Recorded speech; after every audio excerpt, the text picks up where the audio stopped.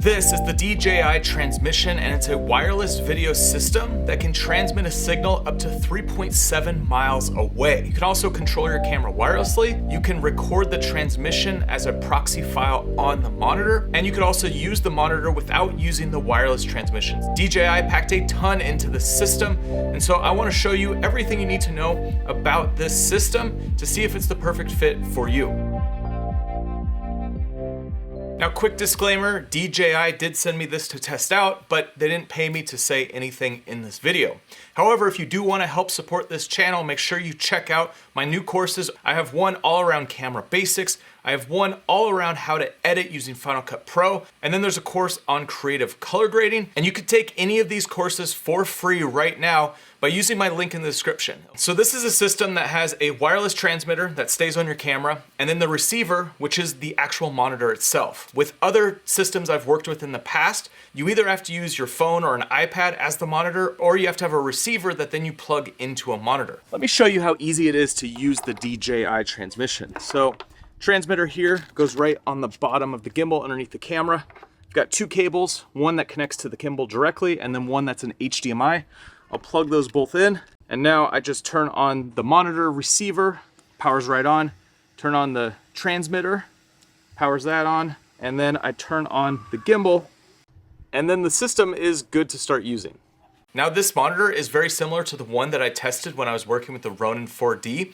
This one just is a little bit more simplified than that version. So if you are to buy the core unit, what it comes with is the monitor, the transmitter, and a few accessories. And you get this nice case that it all comes in. Now, both the transmitter and the receiver take DJI's batteries, but they also come with a mount so you can use Sony NPF batteries. On the transmitter, you have an SDI in and an SDI out for loop through. You have an HDMI in, and then you also have a power port. And this power port is also what connects to the gimbals like the RS3 and the RS3 Pro. Now on the transmitter, you have the 4 antenna, and this is what's transmitting your signal to the receiver. And then you have a menu button, a back button, and then a small screen so that you could see a few menu options when you're just pairing the transmitter and making sure all the settings are correct. Now to hook this onto a gimbal, it comes with an additional plate that allows you to hook right onto the bottom of DJI's gimbals. So right now I have this on the Ronin RS3.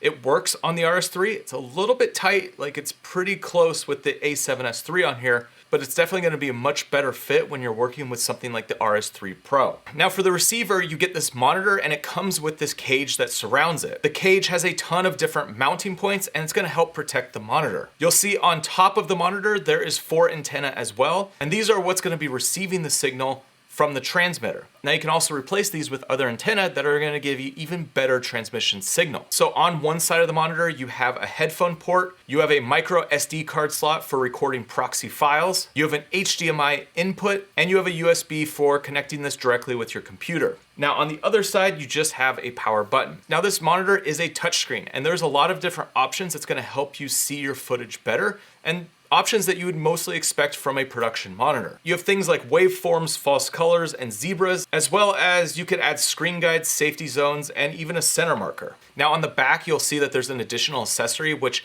gives you the ability to output to SDI, HDMI, or gives you an additional power input. However, this back accessory is gonna run you $500. Now the high transmission antennas are an additional $90. And the last thing that I have on this monitor are these 2 handles on either side. Now these are additional as well, but they allow you to take control of your camera, and also you can move the gimbal and also do focusing on the gimbal. So for a 2-person operation, you can have 1 person with this monitor controlling the gimbal, controlling the focus, and having the second person move around in their space. You could also hook this gimbal up to something like the outside of a car and be able to take full control of the gimbal and all of your camera settings from inside the car using this monitor. And there also is a feature that allows you to connect to some Sony cameras, and you can change all of your camera settings from the monitor. Now these 2 handles are an additional $729. Now the core unit with the transmitter and the receiver costs $2,500. So if you just want the transmitter and the monitor for basic transmission,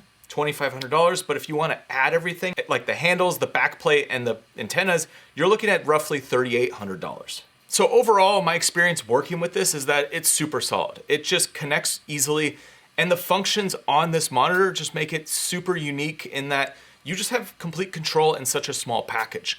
So when I've been working with the RS3, I've been using an anamorphic lens that has manual focus, and I can control my focus, I can control where the gimbal moves, and I can have someone else operate the gimbal and move around in the space so that all I'm focusing on is the image and not actually physically moving it in the space. Now let's talk about a few of the downsides to this product. So one is the sound.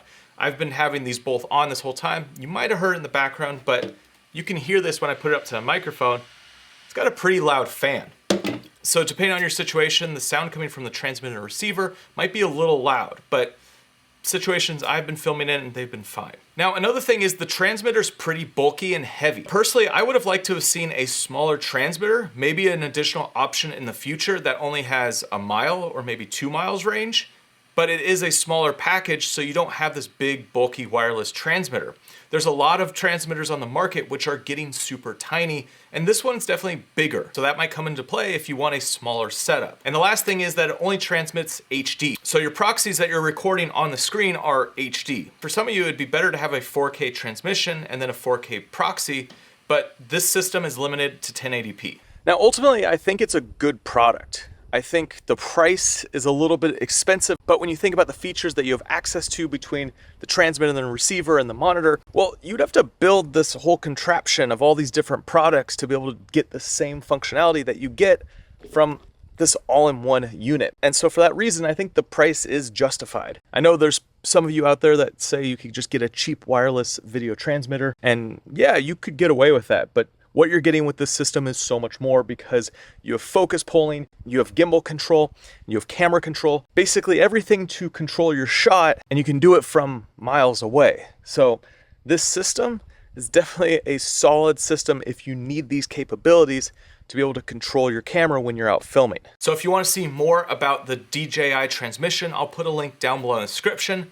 But next, you should check out this video right here. It goes through a bunch of different gimbal moves that's gonna help you get better shots. I'll see you over there.